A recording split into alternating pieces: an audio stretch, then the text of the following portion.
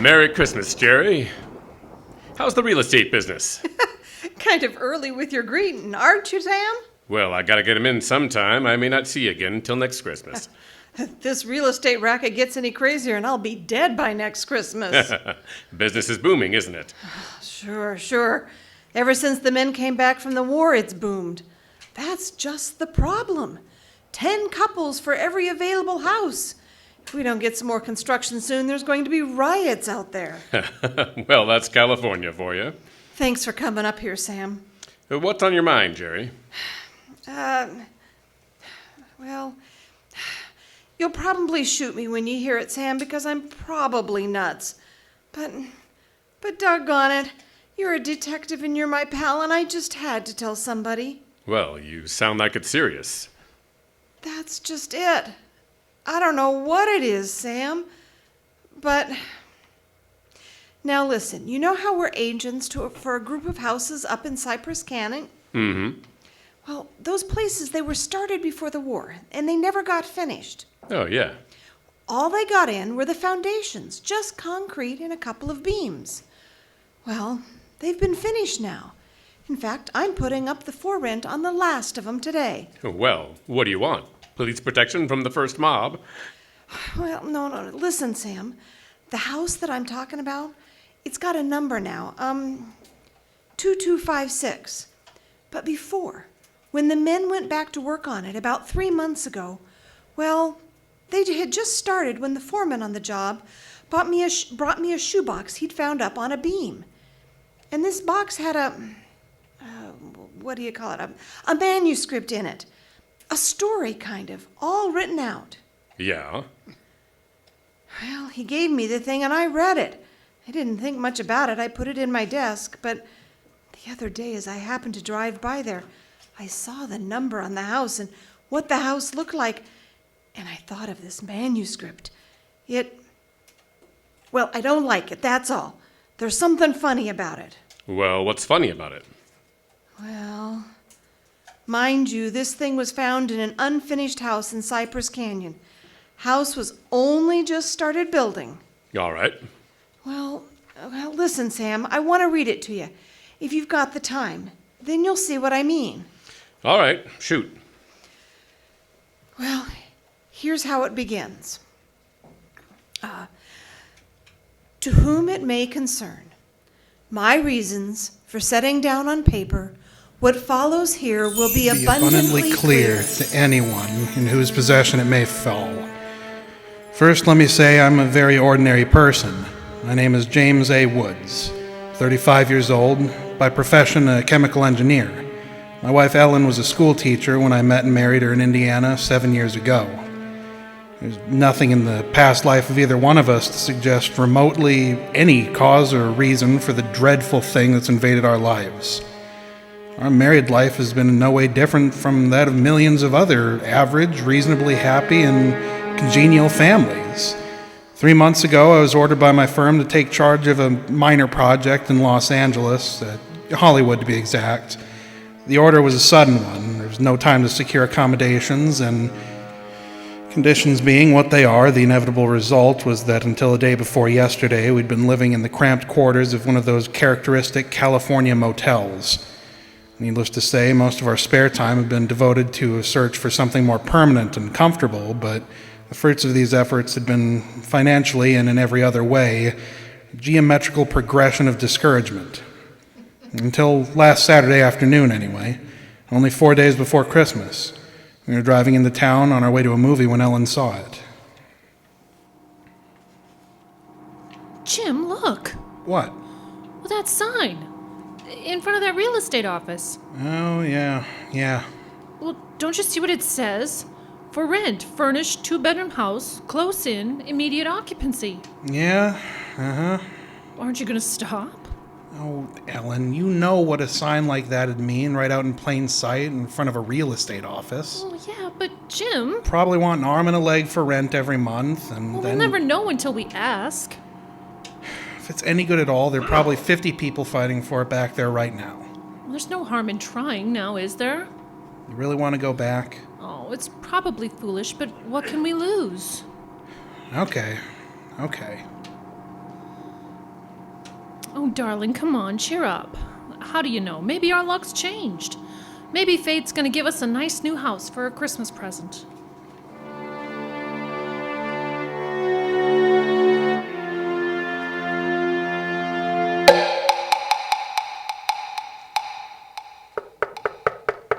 Come in. Oh, sorry to bother you, but we just happened to see that for rent sign outside, and, Oh, yeah. I hung it outside just this minute. Is the house available? Why, sure. Sure it is. let me introduce myself. My name is James A. Woods, and this is my wife, Ellen. Well, how do you do? Wow. Looks like it's getting ready to rain. Yeah, so it does, doesn't it?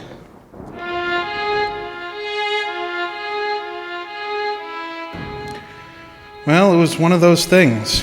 The real estate agent had just been authorized to rent the place by mail that morning, and she'd hardly had time to look at it herself and put up her sign when we drove up.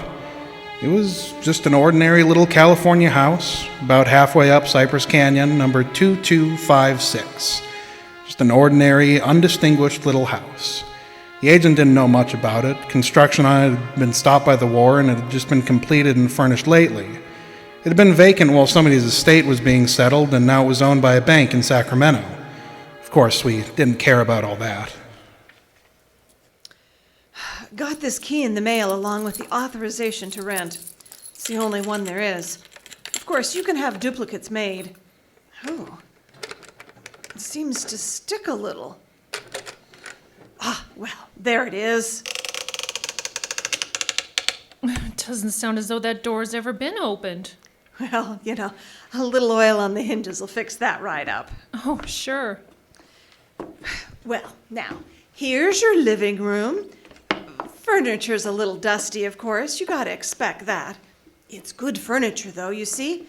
Benson Brothers. Yes, Now, over here's a little den. Paneled, you see, radio, fireplace. Really attractive little room, particularly for a man. Yep. Now, the bedroom's off the living room. Here, everything's all on one floor. You understand? Mm-hmm. It's quite nice, I think. Yes, You can see that you'll get the morning sun here. There's a view of the canyon through these front windows. You'll get cross ventilation. It's about all there was to it. It wasn't the best place in the world. It was small and badly built, but what would you have done? We took it, with as little inspection as that. It was the Saturday before Christmas, and the very same evening we were struggling up the steps from the road with suitcases and boxes and armloads of clothes and all the endless bric-a-brac that people collect and never really know they have until they move. Ellen began unpacking, and I began moving things around and taking the worst of the pictures off the wall, doing all the little things that everybody does when they move into a new place and try to give it something of their own personality. Oh, don't be such a sourpuss. You know, it's a roof over our heads for Christmas. That's more than we ever thought we'd get, isn't it? Now, what in the world are we going to do with these two pictures? Well, why don't we just leave them where they are? Oh, Jim, we can't. They're too awful. All right, put them in a closet then. Oh, I can't. Both the closets are jammed full. No, I mean the other one, that little alcove off the den. At least there's a door there. I suppose it's a closet. I don't really know. If that isn't a commentary on the housing problem, huh? A woman moving into a house without even knowing where all the closets are. Take the pictures down, will you, honey? Bring them in here. Okay. I guess you'll have to help me with this door. I can't seem to get it open. Let me see it. Oh, well, of course you can't, silly. It's locked. Where are those keys we found on the desk? Oh, here they are. All right. No, not this one. I'm sure this one won't work. No. It feels like an awful solid door for a closet. That's one solid door in the house.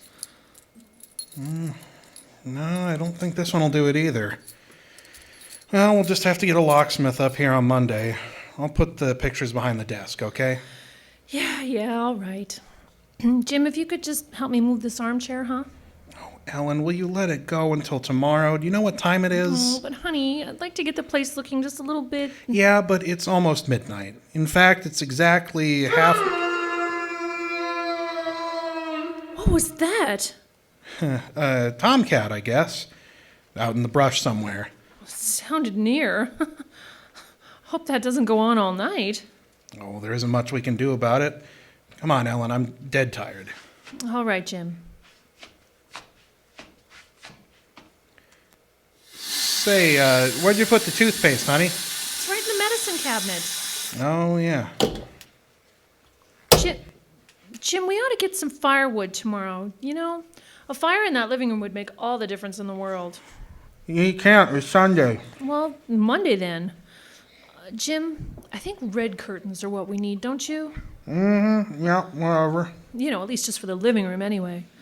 And the ones in there now have got to come down. You know, I suppose they do.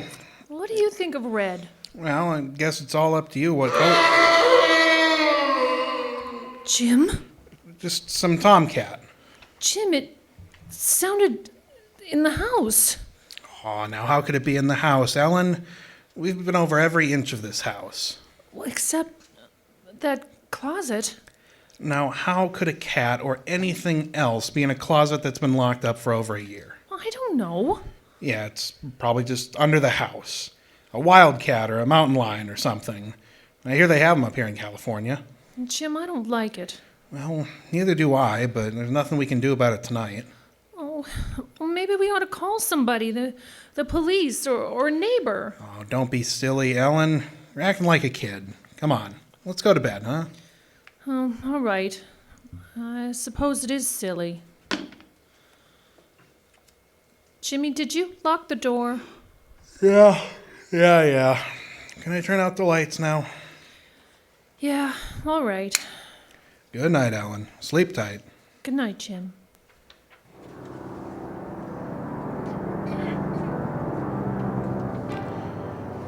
I don't know what time it was. Maybe an hour, maybe half an hour later. My mind was in that hazy borderland between sleep and a dream that's still part of consciousness. And I was awake. Ellen, you all right? Yes? Did you have a nightmare or something? No, I heard it too. Well, that didn't sound like any cat. Put on the light. Yeah.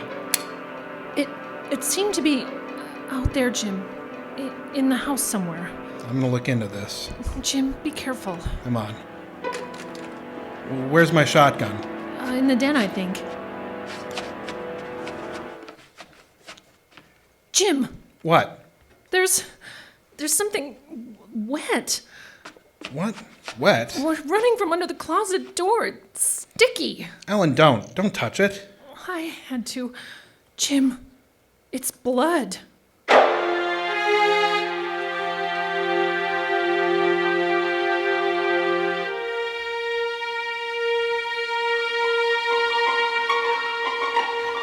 It cannot be too difficult to understand from the foregoing why I've taken the pains to set down in writing the events related here. To find in one's newly rented house a closet which cannot be opened is in itself certainly no great cause for alarm, but to be awakened in the stillness of the night by unearthly cries within that house, to find oozing from under that closet door something that is unquestionably blood, that's another matter entirely. Perhaps others might have been braver than we, but suffice it to say, we got out of the house in something very close to a panic and only returned when we had the moral support of 2 stalwart Los Angeles policemen. You, just moved in here, you say? That's right, officer. You can see we're still unpacking. And the place has been empty right along before that? Yeah, I don't know much about that part of it. You could check all that with the real estate agent, though. Well, where is this closet? Oh, it's right in here, officer. And the blood is... Where? Where's the blood?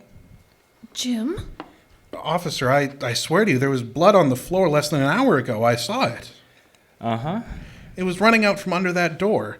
We heard the noise and we got up, and when we saw it, the door was locked. Locked, huh? Oh, no, Well, it seems to be all right now. Hey, you folks aren't trying to be funny, are you? Isn't there anything in it? No, ma'am, there is not. Look, officer, we're reputable people. You can call my firm. They'll tell you all about me. There's nothing wrong with this closet. Walls are solid. No trapdoors. Look, if you think I'm lying, you haven't... I didn't say that, mister. Oh, you probably did hear some sort of noise and you got a little panicky Well, and... what about the blood? It got on my hands. It isn't there now, is it? Yes. Where? I feel it. All right. Now you folks take it easy. You know you're liable to hear all kinds of noises up in these canyons at night. You're, from the east, you say? Yeah, I'm sorry, officer. Oh, that's all right. That's all right. If you have any real trouble, call on us anytime. All right. Well, good night. Good night. Good night. Hey, you ought to have this door fixed. That's enough to scare you. Yeah, we're gonna have it fixed.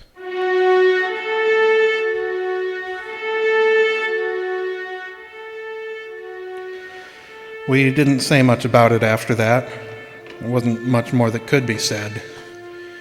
The next day, I went to a lot and bought a little Christmas tree and some trimmings. And we tried to pretend we were cheerful, but there was an uneasiness between us that had never been there before. Ellen seemed tired and listless. Several times during the day, I noticed her washing her hands with a brush, scrubbing the one that had touched the blood. That night, we each took a sleeping pill and went to bed. It was sometime after midnight when I was suddenly wide awake, staring into the darkness. In some way, I knew at once and instinctively what had awakened me. Ellen wasn't in her bed, nor was she in the room. The nameless thing I feared gripped at my heart until I could scarcely breathe. I opened the bedroom door and started through the house, putting on every light I could find. There wasn't much to search, but I searched thoroughly. The living room, the kitchen, bathroom, den, even the garage. All that time, the dread of looking where I knew at last I must look. For I think I know from the very first where I'd find her. It must have been a full minute that I stood before that closet door before I opened it. She stood there, rigid, arms at her sides. Her fingers were extended like claws. Her hair was over her face, and her eyes stared out of it. Her lips were drawn back in a grin like some kind of animal at bay. For a moment I was frozen with the horror of it, and then I stretched out my hand. Very deliberately, she turned her head and sunk her teeth until they met into the flesh of my forearm. I raised my hand to strike at her, but already she'd released her hold and gone utterly limp. She would have fallen unless I'd caught her. Carried her into the bedroom and laid her on the bed.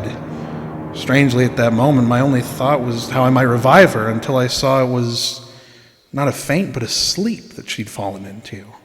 A sleep as deep and heavy as though she'd been drugged. So I left her. But for me that night, there was no sleep.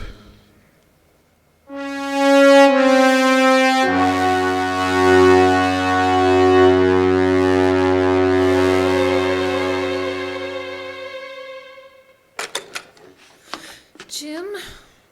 Yes, Ellen? What are you doing up so early?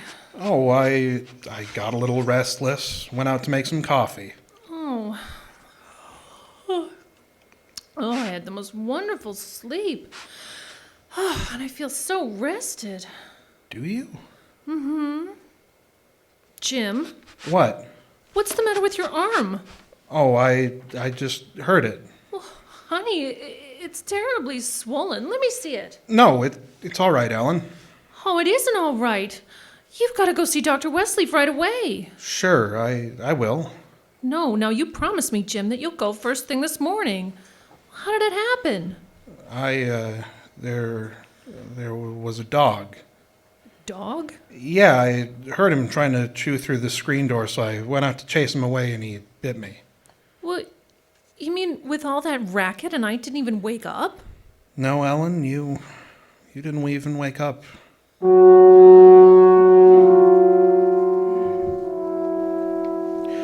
It was clear to me that Ellen didn't know anything about what had transpired the night before. I went to my office that morning and made a pretense of going over routine business, if only to restore my mind to some semblance of calm by the sight and sound of common, familiar things. The pain in my arm had become a persistent, dull throbbing. I made a late appointment with Dr. Westleaf, and he treated my arm with something of an arched eyebrow and said, Well, I've never seen anything quite like it before. That is such a rapid onset of infection.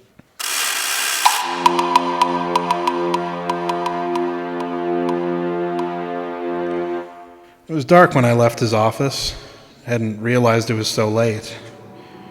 Driving home, my car seemed sluggish until I saw the needle on the dashboard. I realized I was pushing it to the utmost of its speed. I was racing home to prevent something before it was too late, before that darkness conspired against me. For somehow I already knew with certainty that it was the darkness in the night that I had to fear. The curves of the canyon seemed endless. Then the cold fear reached up inside me. My house, too, was dark.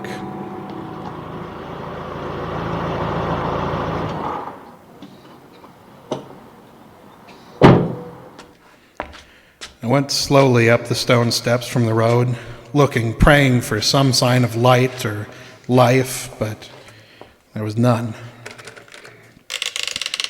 The house was empty. Ellen was gone.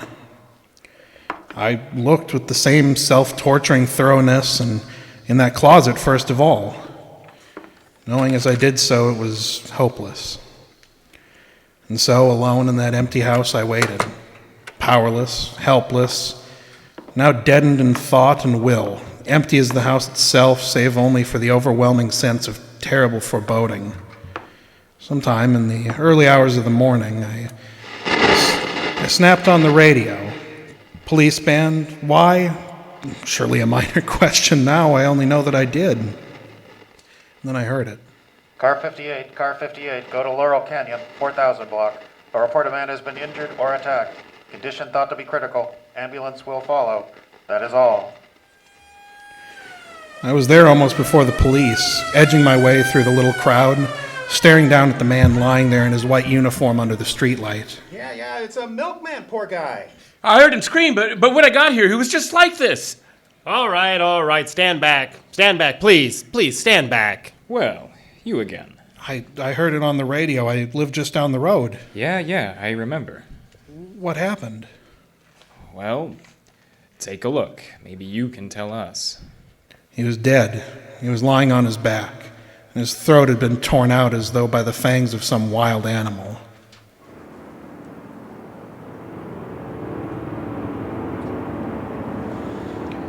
It's now Christmas Eve, or rather Christmas morning, a little after midnight.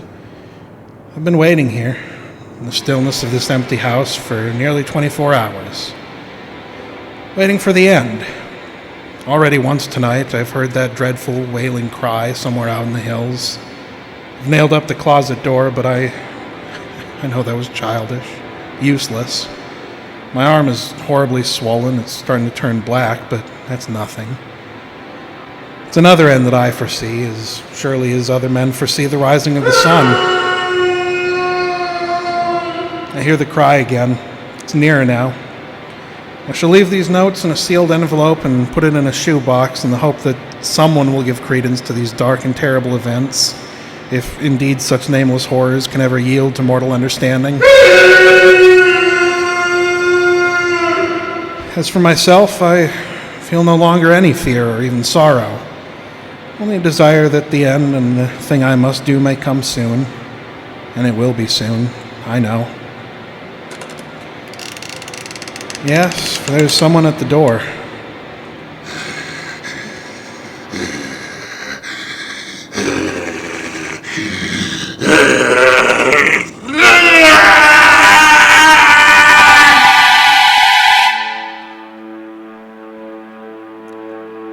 Someone at the door. Huh? What do you make of it, Sam? Well, it's quite a yarn. Well, what of it? That's what I thought. But now listen, that's not quite all of it. Oh? Clipped to it is a newspaper clipping. Listen. Hollywood, December the 26th. Police reported what was apparently a case of murder and suicide in Cypress Canyon. Sometime in the early hours of the morning, the victims were James A. Woods, a chemical engineer, and his wife Ellen. Preliminary investigation indicates that Mrs. Woods was killed by the blast of a shotgun in the hands of her husband, who then turned the weapon upon himself. That she fought desperately for her life, however, was evident by the disorder of the room and the severe lacerations inflicted upon her husband about the neck and arms. This is the second tragedy to be reported in Cypress Canyon within 24 hours, the other being the unexplained death of Frank Polanski, a milkman. Well, no such murders, or whatever they were, ever occurred, if that's what you're worrying you. The clipping, well, you can have those things printed up, you know. Oh, no, it's not that, Sam. Okay, that story was found in an unfinished house in Cypress Canyon. No number to the house, no nothing. Just a framework. Uh-huh. Now, that house is finished. When I drove by it today. But that's what stopped me, Sam, because it all fits. Now that it's finished, it is the house in the story. The same construction, the same vines and creepers on the lawn, even the same number. So what? A guy who knows roughly what this house is going to be like writes a yarn and loses it or something. Did he know the place was going to be listed for rent today, the Saturday before Christmas? Jerri, coincidence. 2 bits you find the guy next door is a ghost story writer or something, and he's been wondering for a year what happened to that thing he wrote. Okay. Coincidence. I'm sorry I bothered you, Sam. Nah, don't be silly. I liked it. It's a good yarn. That the for rent sign you were talking about? Oh, yeah. I'm going to put it up outside now. Uh-huh. Well, so long, Jerri, and Merry Christmas again. Yeah, well, thanks, Sam. I guess I was kind of silly, all right. Well, now listen, when a guy named, Woods, with a wife named Ellen, comes in to rent that place from you, then you can start worrying. Yeah, so long, Sam. So long, Jerri.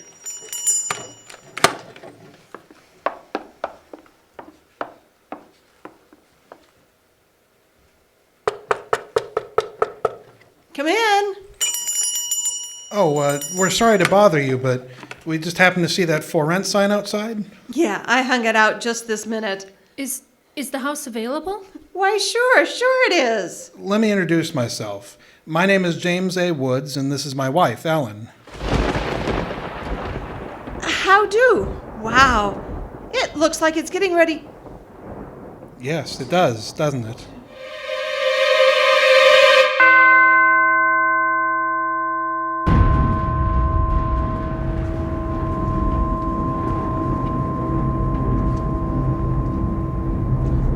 This has been The House in Cypress Canyon by Robert O. Richards.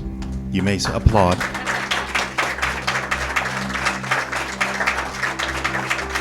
A cast worth repeating: Justin Kapla, ladies and gentlemen.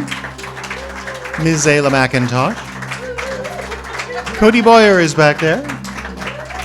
KCC-TV would like the shy people to step into the camera's warm glow. There's Cody Boyer. Diane Adams, and Caleb Sobers. Oh yes, I'm Jeff Adams. I did sound effects. For those of you listening online, these people all gave a donation, so go to iceboxradio.org and do that too. Thank you very much, and have a happy and safe Halloween.